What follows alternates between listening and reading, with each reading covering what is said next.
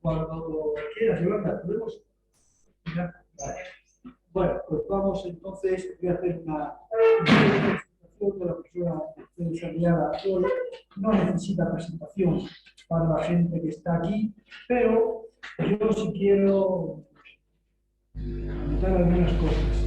La primera, que Mercedes esté aquí, en esta aula, no es nada normal. Ella hizo aquí su carrera. Yo tuve el privilegio de ser profesor suyo y dirigí su tesina, pero como escribieron un prólogo a un libro mío, yo lo voy a copiar a ese profesor, digamos, yo, un querido de esta universidad, que decía que si no vencí reyes moros, engendraré que yo los venciera. Y ciertamente Mercedes es una de esas satisfacciones que la vida académica da o nos da a algunos profesores que tenemos la fortuna de tener alumnos que luego superan al maestro y son capaces además de generar una escuela, generar todo un entorno proclive a desarrollar la ciencia y también a desarrollar pues, las relaciones humanas, que ella es una gran humanidad. Yo no quiero hablar de sus libros, que tiene muchos, sus artículos, que también tiene muchos, tanto de italianística pura como lo que ha sido luego una de sus líneas de investigación importante, la red pionera, que todos conocéis, que es este tipo de estudios de género, de estudios de género. Ella ha sabido crear, más que desarrollar, crear, porque cuando comenzó a hacer estas cosas en España, prácticamente no había nada. Y ella, entre la vía no solamente de la docencia, sino también de la investigación, las actividades culturales, la creación de editoriales, las publicaciones, ha conseguido que hoy, pues, haya todo un núcleo de publicaciones, de conocimientos, que si no hubiera sido por ese lado, no se hubiera desarrollado. Hoy mismo a la una tendremos una reunión con el director de publicaciones de esta universidad para contratar la publicación de 30 y tantos libros, 35 libros de escritores italianos que escriben sobre la mujer en los siglos XVI y XVII. Es realmente un soplo. Yo no os voy a quitar tiempo demasiado. Esa parte, por lo tanto, de creadora.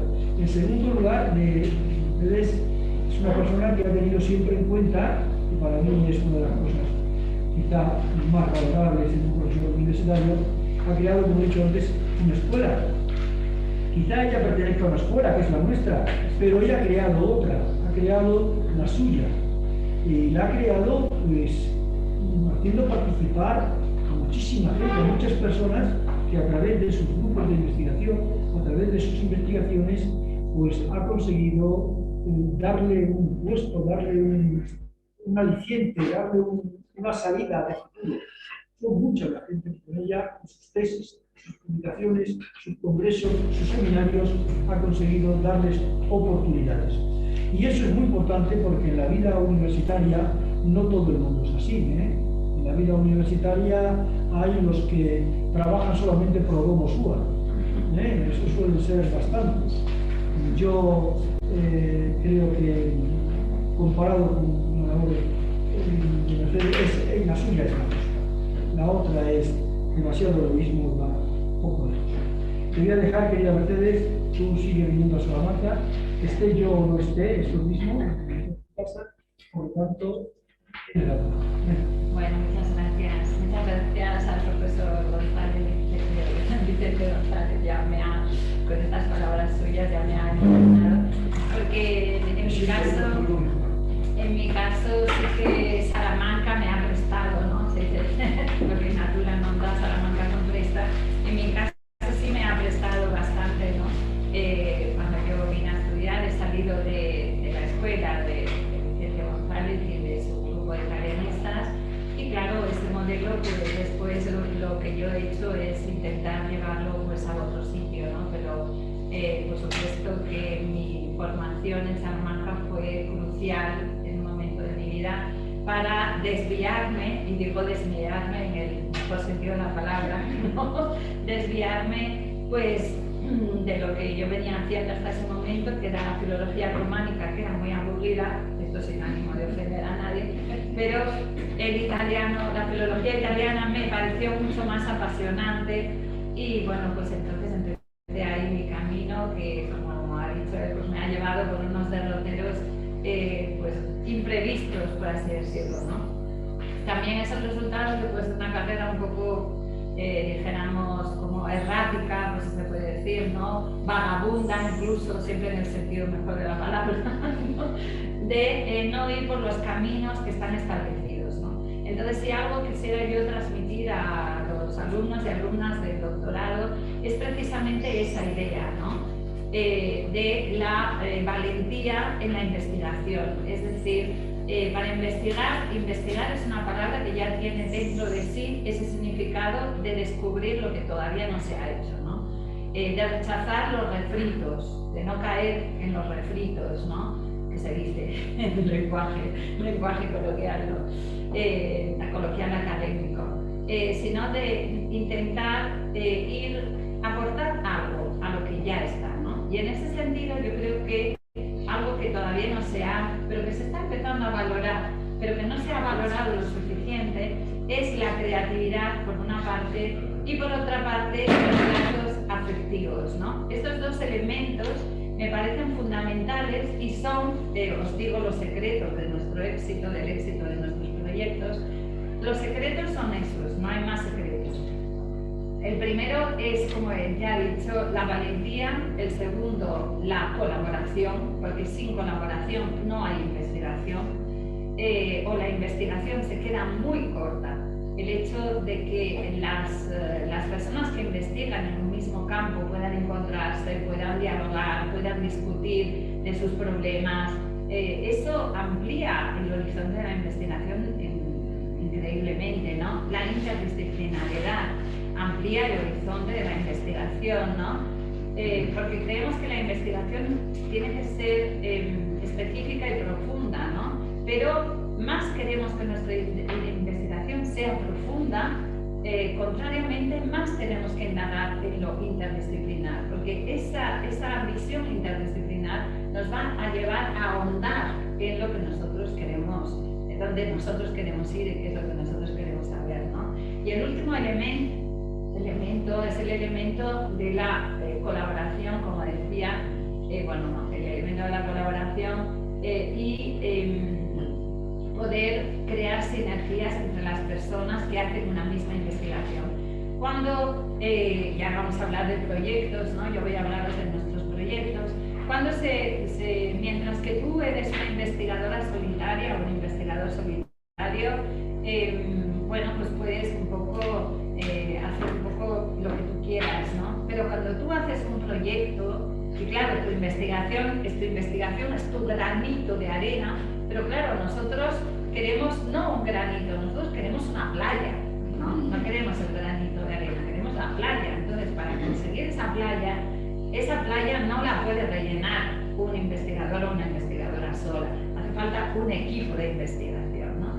Y entonces, ese equipo de investigación no es solamente un grupo de personas que comparten un tema de investigación. Esas personas comparten también lazos afectivos, ¿no? La importancia de los lazos afectivos dentro de la investigación es crucial, porque no se puede hacer investigación con los enemigos, siempre digo yo, con los que te llevas mal, no puedes hacer investigación. Tienes que hacer investigación con las personas con las que tú compartes un horizonte, sea epistemológico, sea humano, desde el punto de vista humano, ¿no? Entonces, nosotros que somos humanistas, muchas veces yo pregunto, pero bueno, ¿y dónde está la humanidad en nuestros estudios humanistas, ¿no? Cuando ves que, bueno, pues más que colaboración, pues hay enfrentamiento, hay puñales por la espalda, ¿no? Cuchillos que vuelan por los pasillos, ¿no? Cosas de estos fenómenos que no son paranormales, sino muy normales dentro de la academia, ¿no? Son muy normales dentro de la academia, aunque nadie habla de ellos, porque bueno, es el aspecto que preferimos todos olvidar, ¿no? Lo queremos todos dejar a un lado, nadie quiere hablar de este aspecto. Entonces está claro que este equipo de investigación, pues a mí me gusta llamar comunidad, ¿no? Me gusta decir nosotros, mi escuela, pero también la escuela de la que vengo, ¿no? Que somos una comunidad intelectual y una comunidad de afectos, ¿no? Personas relacionadas por lazos de amistad y también por ideas que, bueno, dijéramos que forman la base de la investigación. ¿Qué quiere decir con esto? Que estas ideas, cuando se hace investigación, y esto sería otro aspecto, que sería el aspecto ético, ¿no? Del que también se habla mucho en los proyectos. Es más, Europa, cuando tú haces un proyecto europeo, Europa pide que tengas dos apartados que son obligatorios. Uno es el apartado de la perspectiva de género, que es un poco la perspectiva que nosotros utilizamos en nuestras investigaciones, y otro apartado que no se puede eludir es el aspecto de la ética. Es decir, ¿qué entendemos con la ética en investigación y los aspectos éticos en investigación? Claro, los que se dedican a las ciencias médicas, biomédicas, que se llaman ahora, pues ellos tienen todo este código de los embriones, ¿no? Estas cuestiones. Pero nosotros de humanidades también tenemos un código ético, o debiéramos tener un código ético. Es decir, ¿para qué sirve nuestra investigación? Nuestra investigación sirve, y esta es una pregunta que todo investigador e investigadora debe hacerse, ¿no? ¿Qué quiero hacer yo con mi investigación? ¿Para qué sirve mi investigación? ¿A quién va destinada mi investigación, no? Aparte de a mí misma, claro, para hacer mi carrera, ¿no? La primera respuesta muy obvia es yo quiero hacer carrera, entonces tengo que tener publicaciones, tengo que hacer investigación, ¿no? Bueno, pues más allá de ese ombligo académico enorme para algunos, para algunas también,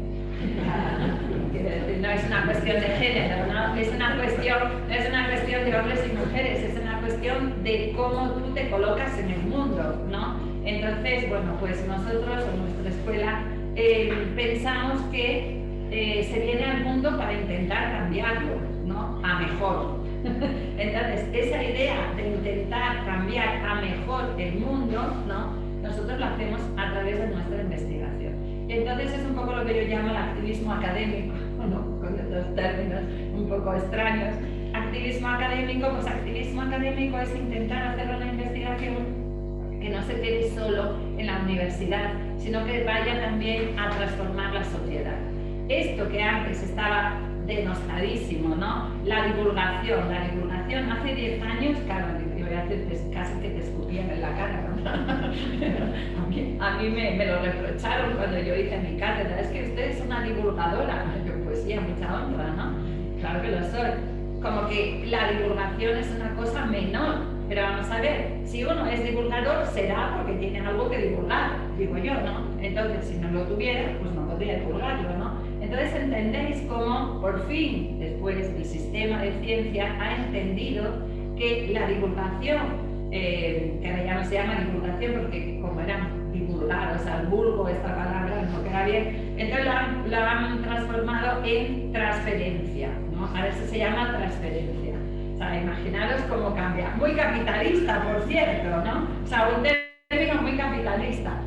La transferencia, como si, claro, ese capital simbólico, cogemos a Bourdieu, ¿no? Ese capital simbólico que nosotros creamos, porque nosotros creamos un capital simbólico, ¿no? Si nos queremos poner en plan ya más así fino, pues ese capital simbólico debe ser transferido a la sociedad, ¿no? Es un poco lo que entienden ahora los proyectos de investigación. Entonces, bueno, pues divulgación se ha convertido en transferencia y también ahora otra palabra también ha venido a cambiar esa divulgación que se llama difusión, ¿no? Como si el nuestro fuera un canto, es el más poético este término, como si fuera un canto que hace falta difundir, ¿no? Estas son como las dos palabras claves. Bueno, pues dicho esto, que serían un poco como las bases, ¿no? De todo lo que está, esto que os he pergeñado aquí brevemente, son un poco las bases que dirigen la investigación, ¿no? Pero que dirigen nuestros proyectos, pero que podrían dirigir cualquier otro tipo de proyecto, ¿no? Porque son como los aspectos básicos, ¿no? ¿Qué hay debajo de la investigación? Esto es lo que hay debajo y esto es el secreto. Cuando tú tienes un grupo de investigación que hace un proyecto, pues esa colaboración, como decía, sociología se vuelve fundamental a todos los niveles, porque nosotros hacemos proyectos que tienen que ver con diferentes habilidades, ¿no? Filológicas. Por ejemplo, todos nuestros proyectos tienen que ver con la anecdótica, es decir, con las ediciones antiguas, ¿no? Y cómo se tratan esas ediciones, los manuscritos, tienen que ver con la traducción del italiano al español, del español al italiano o a otras lenguas, y tienen que ver también con el análisis crítico, y ese análisis crítico también literatura comparada, sociología de la literatura, por supuesto, estudios de género, ¿no? Entonces, todos los proyectos que voy a presentaros aquí, compartir pantalla, a ver si puedo, aquí está. Estos proyectos tienen que ver con estos F5, no se pone F5 aquí, entonces desde el principio, a empezar por el principio. Bueno, entonces uno de los proyectos que nosotros desarrollamos, al que se refería el profesor Vicente González, es este proyecto que se llama Men for Women, voces masculinas en la querella de las mujeres, ¿no? Bueno, tenemos este logo que un poco parafrasea la famosa imagen de Freud, ¿no? El retrato de Freud que tienen los hombres en la cabeza, esa mujer desnuda, bueno, pues un poco al contrario que tienen los hombres aquí en la cabeza, bueno, pues una mujer escritora, ¿no? Más o menos. Bueno, podría parecer un tema muy extraño, pero bueno, otra cuestión. ¿Por qué yo aconsejo hacer estudios de género en literatura? Pues por una razón muy sencilla, porque está todo por hacer. Es una razón muy poderosa, ¿no? Es un campo de investigación en el que hay muy pocas cosas hechas. Y entonces alguien que investiga, yo pienso en la investigación y en la investigadora y en mí misma, he pensado en mí misma en estos términos, como una persona que tiene ahí como un toquecillo de bohemia, ¿no? Como un toquecillo de Sherlock Holmes, ¿no? Un toquecillo de Humphrey Bogart, ¿no? Un poco, porque es muy importante ese toquecillo de curiosidad, ¿no? De ir a los sitios, de indagar, ¿no? ¿Qué pasa con esto? ¿Dónde está este libro? Empezar a rastrear, ¿no? Husmear, casi como uno de esos perros que va persiguiendo a su presa. Veo que lo entendéis perfectamente, ¿no? Y también con la obsesión, ¿no? Vamos a ver que aquí sanos no estamos ninguno, ¿no? Porque si no, si estuviéramos sanos haríamos otra carrera y otra investigación que no es esta. Entonces, bueno, ese toquecillo un poco de locura, ¿no? De hacer primero, dedicarnos a las humanidades, algo que es absolutamente inútil y superfluo en una sociedad como esta, y de resistirnos, ¿no? Y decir, no, lo que nosotros hacemos, por eso debemos hacerlo bien, lo que hacemos, para demostrar el valor que eso que hacemos nosotros tiene, ¿no? Bueno, ¿qué valor puede tener descubrir que en el Renacimiento hay toda una generación de escritores que escriben en favor de las mujeres? Bueno, estos son los datos, como veis tenemos proyecto hasta el 2024 y un poco este proyecto viene de otros proyectos que llevamos haciendo ya casi 10 años que tienen que ver con la querella de las mujeres, ¿no? La querella de las mujeres que algunos definen como ese debate filosófico en torno a la inferioridad o la igualdad o la superioridad de los sexos, ¿no? Que también es un debate en contra de las ideas misóginas, ¿no? Y esto es muy importante, porque la misoginia es un elemento que todavía sigue vigente en nuestra sociedad. Entonces, estamos empezando a ver cómo una investigación del Renacimiento no está tan alejada de los problemas que nosotros tenemos en nuestra sociedad actual, ¿no? Hace poco se ha hecho un congreso fantástico en Oviedo sobre la misoginia, ¿no? Que conocéis. Bueno, pues entonces en este debate participan hombres y participan mujeres, es decir, participan escritores y participan escritoras, ¿no? Todo el mundo conoce el de Mulieribus Claris de Boccaccio, pero es que ese libro va a servir de base al libro feminista por excelencia, que va a ser el libro de Christine de Pizan, La ciudad de las damas, 1404, o sea, unos años después, ¿no? Entonces, ese debate filosófico es un poco el que nos llevó primero a hacer algunos otros proyectos que se llamaron ausencias, estos proyectos que hicimos antes, ausencias 1 y ausencias 2, en el que nosotros nos dedicamos a investigar sobre las escritoras italianas que participaban en este debate, ¿no? ¿Qué pasó? Que participando, o sea, que haciendo, bueno, estos son un poco los resultados, ¿no? Que investigando sobre las escritoras de este debate, nos dimos cuenta que estas escritoras estaban en contacto con un grupo de escritores que habían sido sus mecenas, sus protectores, que eran sus interlocutores, y por lo tanto pensamos, bueno, en cuanto terminamos los 2 primeros proyectos, pensamos, pues ahora vamos a hacer los hombres de la querella de las mujeres, ¿no? Bueno, como veis, ausencias 1 y ausencias 2 tuvo todos estos resultados que son como, esto es lo que quiere ver el evaluador, ¿no? El evaluador quiere ver las cifras, ¿no? Que son bastante buenas. Bueno, esos proyectos tenían un poco los objetivos, eran esta recuperación de las obras de estas escritoras italianas que no tenían edición moderna en Italia tampoco. Entonces, no sé, uno de los textos más emblemáticos, Isótano Garola, ¿Quién pecó más, Adán o Eva?, una obra interesantísima, pues no tenía edición moderna italiana, con lo cual pues había que hacerla, ¿no? Y también pues la traducción en castellano, ¿no? Porque claro, de todas estas obras nosotros hemos hecho la traducción en español, con lo cual hemos facilitado a los 360 millones de hablantes castellanos poder leer a estas autoras que antes no podían leerse, porque entenderéis que una cultura como la cultura italiana, que se reduce un poco, no es el inglés, ¿no? No es el chino, ¿no? Pues entonces poder transportar esta cultura italiana a un ámbito mucho más amplio, pues es importante, ¿no?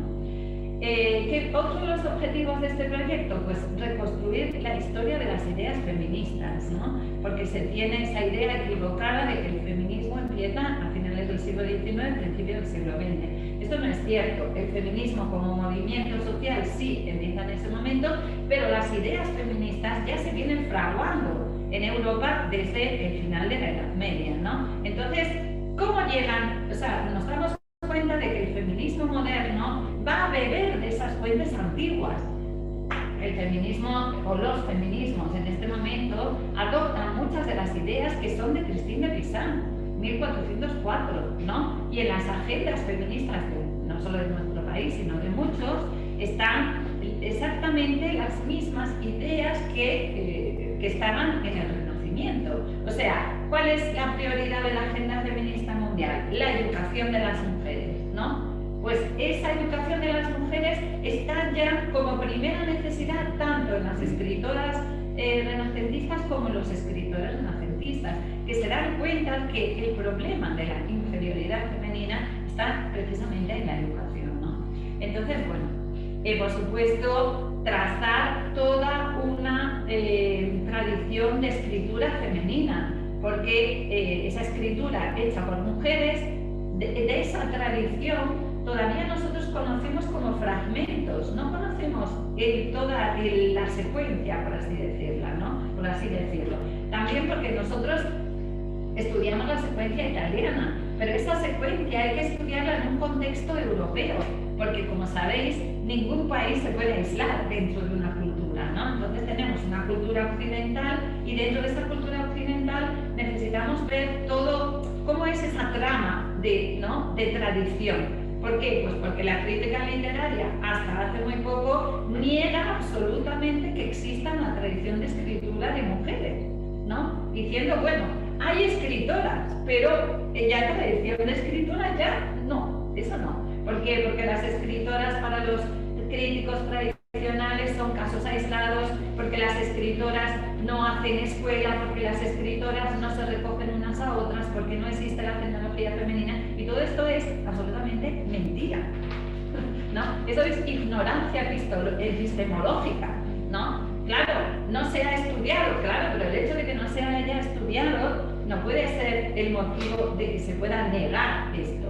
Y cada vez más y más estudios están demostrando que esto no es cierto, ¿no? Es como la arqueología, tal civilización no existió. Bueno, claro, si te pones a excavar y sacas los cimientos, pues a lo mejor no, habrá que volver a repensarlo, ¿no?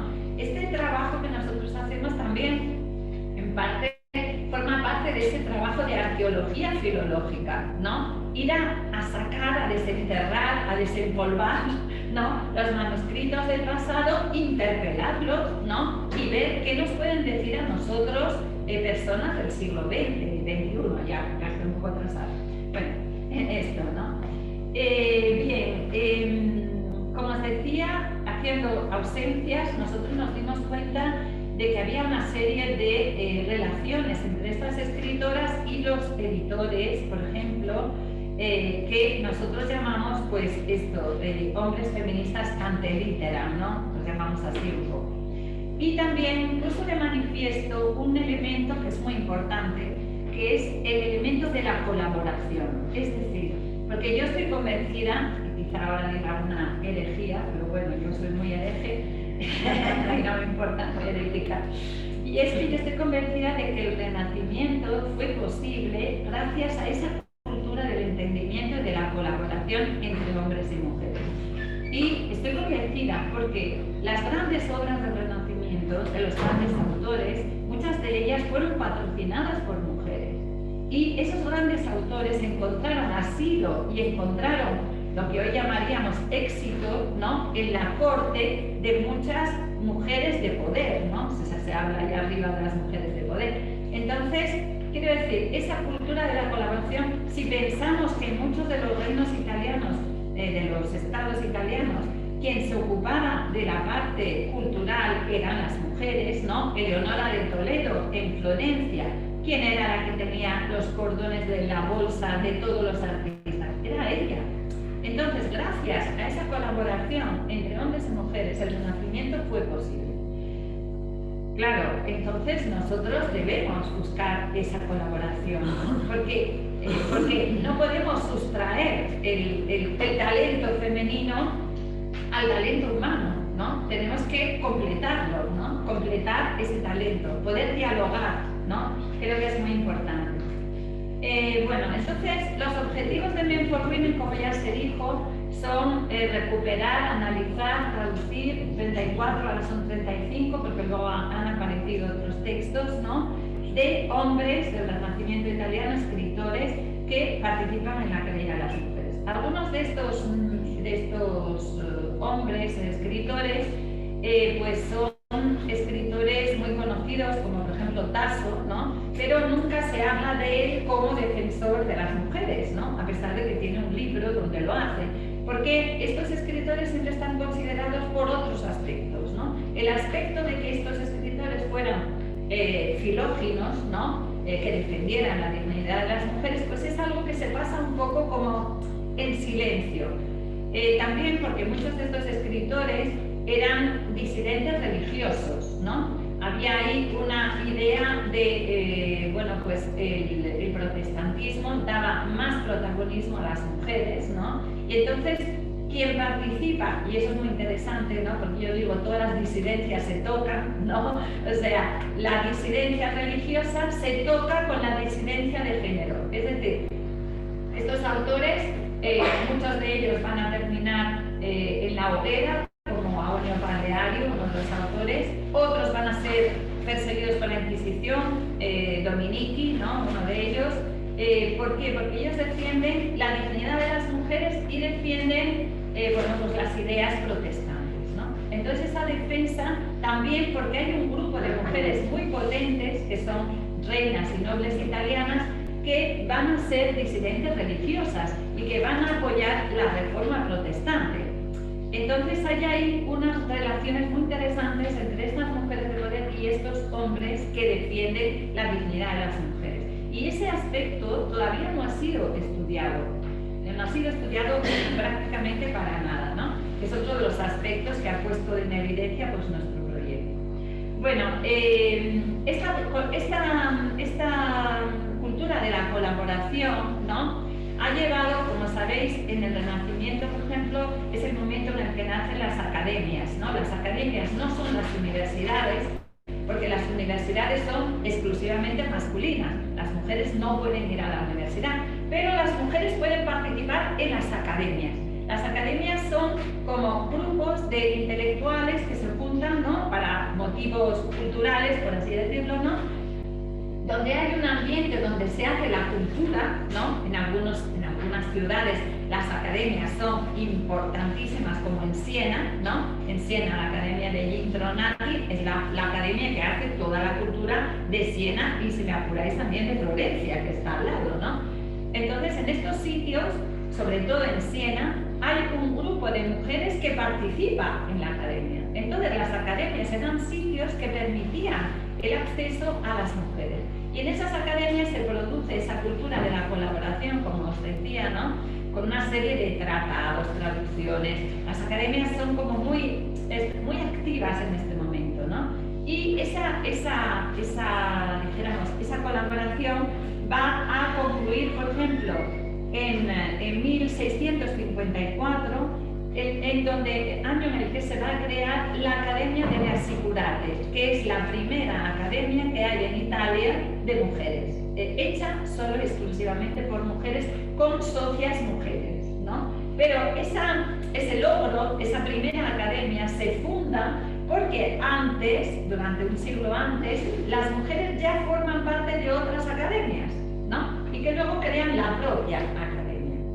Entonces, claro, lo que quiero decir es que en el Renacimiento nos da como una gran lección en este sentido de la colaboración, ¿no? Porque sin esa colaboración no es posible la riqueza cultural y textual que hay en ese periodo literario, ¿no? Fijaros, hay más de 120 tratados que hablan de escritores que hablan de la dignidad de las mujeres, 120 tratados, pero tiene que haber muchos más. ¿Por qué? Porque esa dignidad no solamente se defiende con los tratados, sino que hay obras de teatro, hay obras médicas, hay poesía, o sea, hay muchos más textos que todavía no se han identificado, que también en los que se defiende la dignidad de las mujeres, no de forma de tratado filosófico, sino a través de otras fórmulas, ¿no?, de otras fórmulas textuales, por así decirlo. O sea que hay ahí tenemos muy memparrato, lo digo por si alguien se anima aquí en la sala, ¿no? También los editores, ¿no? Los editores juegan un papel fundamental en la querella de las mujeres, porque los editores, por ejemplo, sobre todo los editores venecianos, ¿no?, Giolitti y otros, van a ser los que publican todas estas obras. Entonces, ¿por qué un editor publica estas obras? Las publica porque hay un público, porque los editores no son tontos, no nos engañemos, ni son tan humanistas como creemos. Bueno, si habéis tratado con editores ya lo sabéis. Los editores hacen las publicaciones porque las van a vender, y más un editor del Renacimiento, ¿no?, que vive de eso y no tiene subvención, ¿no?, de alguna forma. Entonces, pues si esos tratados son publicados y republicados, ¿no?, reeditados, es porque hay un público que los lee. Entonces, los editores juegan ahí un papel súper fundamental, ¿no? Porque en este momento esos tratados van a formar parte también de lo que podríamos llamar ahora colecciones de bolsillo, ¿no? Las hacen editores que son en unas ediciones mucho más baratas, por así decirlo, ¿no?, de los manuscritos, ¿no? Y entonces, bueno, pues eso provoca que el público de lectores de este tipo de género pues se dispare, ¿no? Y también nos da una buena lección con respecto a la propuesta de unas masculinidades que no son pues, las masculinidades clásicas, ¿no? Los hombres que defienden a las mujeres se colocan en contra de otros hombres que defienden, en cambio, lo contrario, ¿no?, de los hombres misóginos. Entonces, bueno, son unos hombres que se enfrentan a otros hombres, ¿no?, por estas ideas que ellos tienen, ¿no? Y esto me parece también muy interesante. Bueno, pues esto un poco como os había dicho también, ¿no?, dar a conocer estas voces masculinas disidentes dentro de la cultura, ¿no? Por supuesto, si nosotros no molestamos, claro que todo esto lo hacemos con una perspectiva de género, pero aunque no quisiéramos molestar esta perspectiva, ¿no? Sería un trabajo en sí absolutamente necesario rescatar todos estos textos, ¿no? Y una vez que están colocados, porque los textos son como objetos en un museo, ¿no? Una vez que tenemos toda la colección, entonces sí que podemos empezar a reflexionar sobre esos objetos. Pero lo primero, sabéis que es recuperarlos, ¿no? Que estén en un sitio accesible, que puedan leerse, ¿no? Que puedan ser estudiados, que puedan ser discutidos, dialogados y todo lo demás. Entonces, está claro que este proyecto descubre un montón, 35 textos y autores prácticamente desconocidos, ¿no? Que no forman parte del canon literario, dijéramos, normal. Y esto normal, del canon literario establecido en este momento, ¿no? Es muy interesante cómo estos autores, muchos de ellos son antipetrarquistas, o sea, rechazan la idea de la mujer como objeto, ¿no? La mujer no es objeto, la mujer es otro sujeto con el que se dialoga, ¿no? Entonces hay ahí como un antipetrarquismo muy interesante que nivela las relaciones amorosas. Ya no es el hombre el que toma la iniciativa en todo y la mujer está en silencio, sino que hay una relación entre hombres y mujeres donde los dos dialogan, ¿no? Ahí está el tratado de Tulia de Aragona sobre la infinitud del amor, el infinitud del amore, porque no hay traducción en español, yo lo estoy diciendo en español traduciéndolo así ahora mismo, pero en ese tratado Tulia de Aragona, que era una cortesana, es decir, una prostituta culta, por así decirlo, una altera, vamos a llamarla de esta manera, que dialoga con todos los intelectuales de su época. Bueno, pues en ese tratado ella dice, bueno, ¿quién es más importante, la persona que ama o la persona que es amada?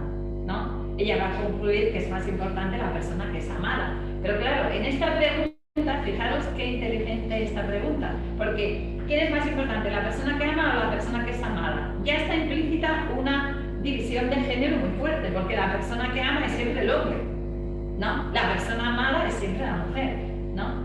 Entonces, esa nivelación, ¿no? Ese poner en el mismo plano va a ser después copiado por muchos otros autores de este proyecto, y luego hay algunos que son francamente como, dijéramos, discoli en italiano, está diciendo como se dice en español, porque yo díscolo se dice en español. Sí. Ah, pues mira, me estaba perdiendo. Iba a decir traviesos, me estaba perdiendo con mis dos letras. Traviesos. Por ejemplo, Alessandro Piccolomini escribe este tratado que se llama La Rafaela. Bueno, se le conoce como La Rafaela, pero se llama De la bella creanza delle donne, que es un título moral. Pero la protagonista, Rafaela, es una hermana de Celestina, prácticamente, ¿no? Que instruye a una chica joven, ¿no? Que está casada, y lo que le dice Rafaela a esta chica joven es, mira, la vida es breve, tu marido te deja sola, y hay muchos chicos guapos por aquí, ¿no? Entonces, y le da toda una serie de indicaciones de cómo tiene que ser el amado, o sea, cómo tiene que ser el hombre que ella escoja, ¿no? Y le dice que no sea muy alto ni sea muy bajo, que no sea, ¿no? Y le da todo un canon de belleza masculino que no se ha visto nunca en la literatura. Porque siempre el canon es el canon. En cambio, sí encontramos montones de tratados donde se dice cómo tienen que ser las mujeres, ¿no? Cómo tienen que tener las piernas, cómo tienen que tener incluso cosas bastante como, diríamos, eróticas, ¿no? Eróticas de cómo tienen que ser las partes íntimas de las mujeres. O sea, de las mujeres se describe todo, ¿no? De los hombres no se describe nada. Nunca se dice cómo tiene que ser el hombre ideal, ¿no? Y en cambio Piccolomini le dice, porque le dice, hombre, además a escoger a uno feo, ¿no? Ya que tienes que ser adúltera, pues cógete uno guapo, ¿no? Entonces, entenderéis que hay ahí, en este tratado, claro que es muy cómico, ¿no? Pero que hay ya una discusión de fondo de los papeles asignados a hombres y mujeres, de los papeles, de cuáles son los mandatos morales que rigen para los hombres se rigen para las mujeres. Porque claro, Piccolomini está poniendo de manifiesto, aquí hay dos reglas, ¿no? Hay dos reglas muy diferentes morales. Una para los hombres que pueden hacer lo que quieran y otra para las mujeres que tienen que seguir la castidad, la obediencia, ¿no? Y él está poniendo de manifiesto todo eso. Por lo tanto, hay una discusión de los papeles asignados a hombres y mujeres súper fuerte, ¿no? Bueno, por supuesto, otro de los aspectos que puede ser interesante es el de la literatura comparada y a lo española, porque luego nosotros sabemos que en la literatura castellana hay también autores filóginos que van a seguir un poco las ideas italianas, pero es más. Por ejemplo, Juan de Valdés es uno de los autores que se publica muy pronto en Italia, y en Italia Juan de Valdés va a tener un montón de seguidores de las ideas suyas, ¿no? Por lo tanto, hay unos vasos comunicantes entre los textos españoles e italianos en torno a estas ideas que tampoco ha sido suficientemente estudiado, ¿no? Como veis, os estoy dejando una agenda de cosas por hacer. Bueno, un poco eso. Entonces, bueno, el equipo de investigación, primero os hablé de, es de deber decir quién forma parte. Hay muchas personas en este grupo, algunas no están porque este PowerPoint lo hice antes de esto, pero forman parte de este proyecto también el profesor Vicente González y también la profesora Yolanda Romano forman parte de este proyecto, porque claro, es un proyecto que empezó con pocos textos y después hemos visto que es que había muchos textos más, ¿no? Y para abarcarlos pues necesitamos un equipo mucho más grande.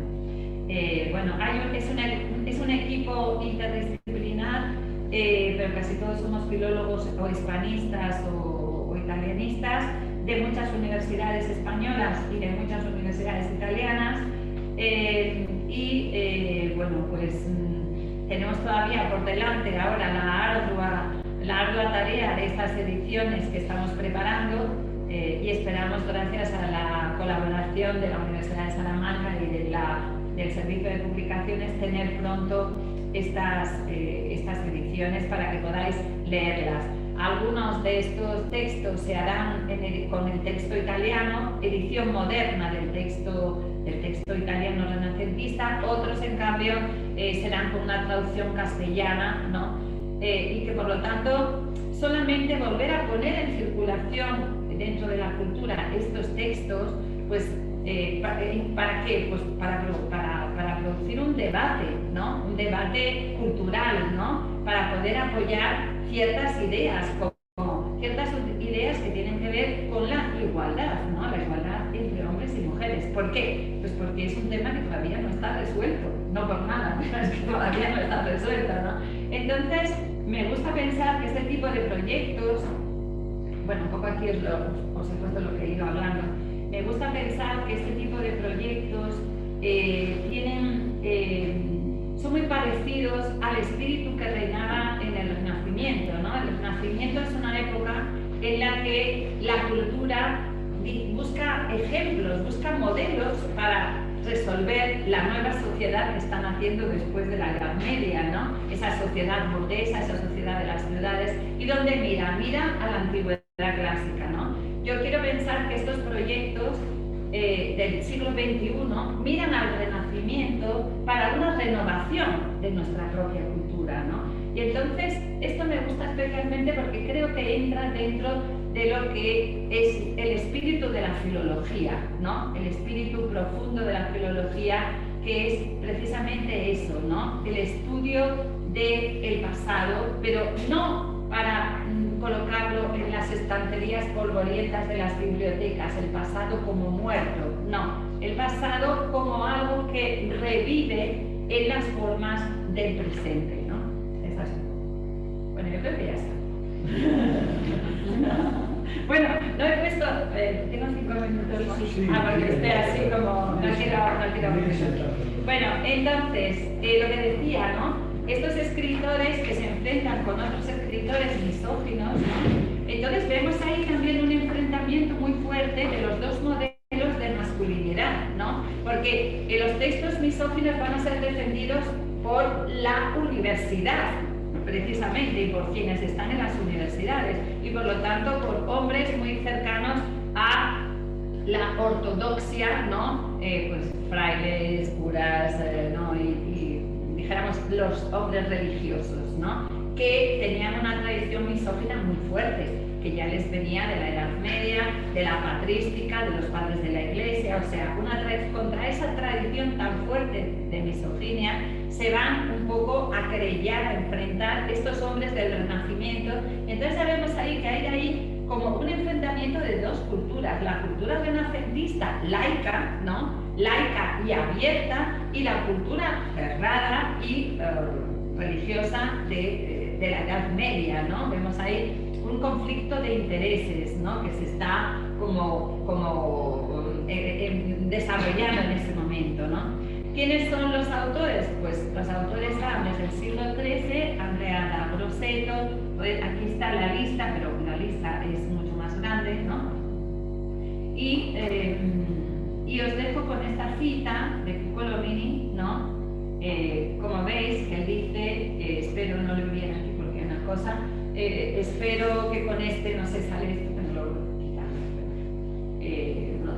A ver si puedo quitar esto. Espero que con este ejemplo de autoridad defender lo que con razón he defendido contra muchos hasta ahora, quienes ciegos de la luz del intelecto, ¿no? Está diciendo, bueno, los que son misóginos no tienen dos luces dentro de la cabeza, nunca pueden hablar, creo que es así, nunca pueden hablar nunca pueden hablar. Muévelo, sí. Lo puedes mover. Nunca pueden hablar profundamente. El intelecto que piensan que las mujeres nunca pueden hablar o hablar profundamente ni hablar de cosas que no sean vulgares, ¿no? Porque la querella de las mujeres, no lo olvidemos, es una querella que va a defender sobre todo la igualdad de los hombres y mujeres en el campo de la cultura, no va más allá. O sea, no es una reivindicación como la entendemos nosotros ahora de igualdad tout court, no, es una igualdad a nivel intelectual, pero no es poco, esto es todo, porque negar las capacidades intelectuales de las mujeres es algo que nos va a perseguir hasta el siglo XX, o sea, hasta el siglo XX y nos sigue persiguiendo, ¿no? Entonces, defender las mismas capacidades intelectuales y por lo tanto poder acceder a escribir los mismos textos, tener el mismo derecho a la fama, ¿no? A perdurar a través de la literatura y toda una serie de consecuencias, todo esto van a ser las ideas de estos defensores de las mujeres, que no nos olvidemos, porque, y volvemos a la cultura de la colaboración, ¿cómo pueden las mujeres publicar sus textos? ¿Cómo pueden llegar al público? Pueden hacerlo solo y exclusivamente porque quienes tienen el poder cultural de hacerlo se lo permiten. No sé si me estoy explicando lo que quiero decir. Es decir, editores, los editores son todos hombres, ¿no? Entonces, y son ellos los que tienen el poder de decir esto se publica y esto no se publica. Entonces, entendéis que esa cultura de la colaboración es absolutamente fundamental, porque sin eso no puede haber, las mujeres no hubieran podido entrar dentro de la cultura, poder defender sus propios textos, hacer que sus textos formen parte de esa cadena de transmisión que nos llega hasta el presente, ¿no? Bueno, muchas gracias.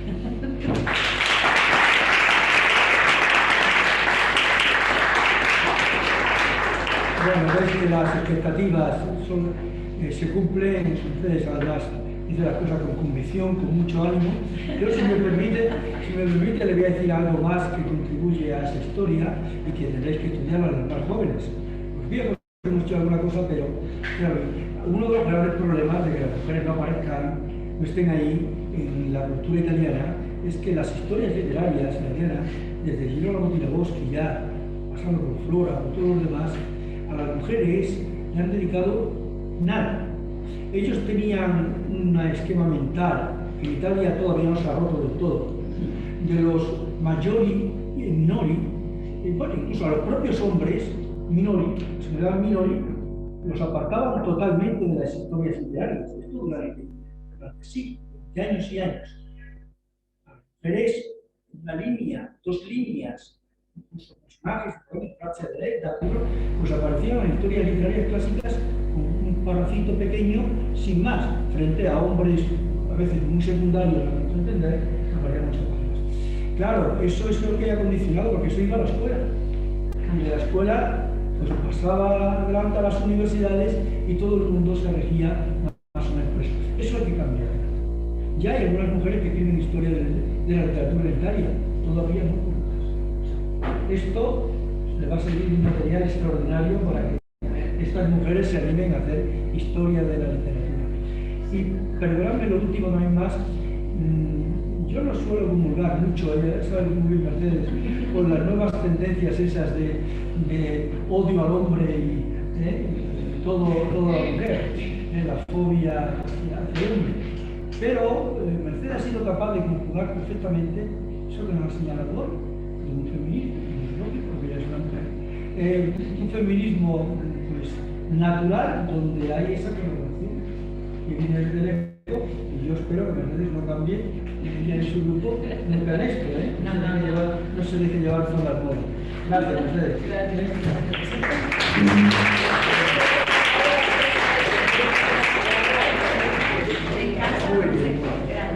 ¿Alguien quiere hacer alguna pregunta aprovechando que tenemos o en casa, en sus casas o aquí los presentes queréis hacer alguna pregunta? ¿No? Bueno, hay una historia literaria que es de este Eduardo Magliani, que se conoce, que es uno de los primeros que se atreve a hacer una historia literaria italiana sobre escritoras. Pero claro, es muy Eduardo Magliani, 1880 más o menos. Pero claro, es una historia de la literatura que luego no viene adoptada efectivamente en los instrumentos de la escuela ni nada, ¿no? Y viene un poco apartada, considerada como una cosa un poco anecdótica, ¿no? Y es muy curioso porque todos los autores que se dedican a rescatar a escritoras, por ejemplo, Andrea Giglio da Fabriano, que es este que descubre a 6 poetas, ¿no? Las petrarquistas, llamadas petrarquistas marquesanas, y entonces él lo que hace es que incluye estos sonetos de estas escritoras en un libro que él escribe sobre, se llama tópica poética, o sea, sobre topos poéticos, ¿no? Metáfora y tal. Entonces él incluye a estas escritoras. Y este pobre Giglio da Fabriano, ¿no? Haciendo esta operación de recuperación de escritoras de su zona, porque él es de las Marcas, ¿no? Recuperando este grupo de poetas, después le van a caer una serie de críticas increíbles donde lo van a acusar como diciendo, claro, tú has recogido a estas escritoras porque son de tu pueblo, ¿no? Pero vamos a ver, es que la literatura se hace de esa forma, ¿no? Se hace recogiendo los textos de autoras de tu territorio, porque la literatura se hace así, ¿no? Desde el territorio a lo universal, no se hace al contrario. Y entonces el pobre va a estar ahí siempre acusado y lo van a acusar, él es un erudito muy famoso en el Renacimiento, pero cuando se trata de esta obra en concreto, lo acusan de que él se ha inventado todo. Y entonces, ¿pero en qué quedamos? ¿Es un filólogo competente o es un mentiroso? ¿En qué quedamos? En el resto de todo lo que hace, es un filólogo maravilloso, es un erudito de primera categoría, pero cuando recopila eso, ya viene puesto en entredicho, a ver, no le dicen mentiroso, lo digo yo así en plan amistoso, pero le van a decir, bueno, ahí como que se lo ha inventado. Y tanto es así, fijaros el peso que eso tiene, la crítica literaria tiene un peso tan grande que nadie ha querido, desde 1550 y algo, nadie ha querido ocuparse de ese grupo de escritoras, porque todo el mundo ha tomado por bueno el hecho de que él se lo había inventado, ¿no? Entonces, todo el mundo. Entonces, cuando yo empecé a ocuparme de esas escritoras, hace ya casi 15 años, ¿no?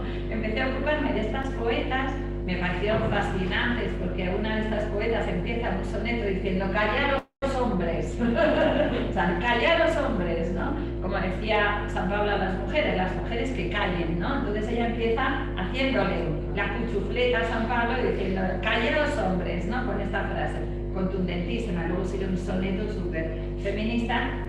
Entonces, cuando yo empecé a ocuparme de ellas, pues era como, me di cuenta de que nadie quería asumir el riesgo, y vuelvo a lo que decía al principio de la valentía, asumir el riesgo de hablar de ellas para que luego te dijeran, oye, pero que tú estás loca, que son mujeres inventadas, ¿entendéis?